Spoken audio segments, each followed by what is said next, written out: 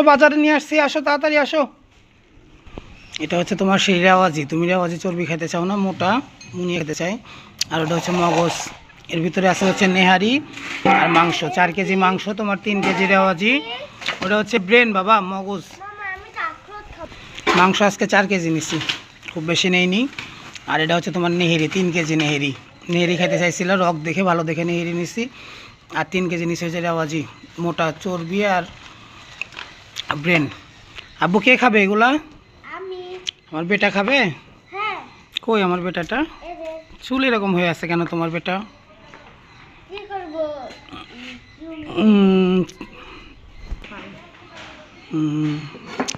6,000 টাকার মাংস, এখানে 6,200 টাকার। তোমাদের জন্য নিয়ে আসছি, সমস্যা নেই। 15 দিনের বাজার, 15 দিন। আর কালকে 8 কেজি মুরগি এনে দিচ্ছে, 8 কেজি না, মোট মনে হয় 9.5 কেজি মুরগি। আর এই যে তোমার মাংস এখন, ওটা হচ্ছে তিল গরুর, ওটা সবচেয়ে মজার পাট। সুন্দর করে কাটা নাও, তিলগুলো একটু বড় বড় করো, ঠিক আছে? তাহলে এবারে খাইতে ভালো লাগবে।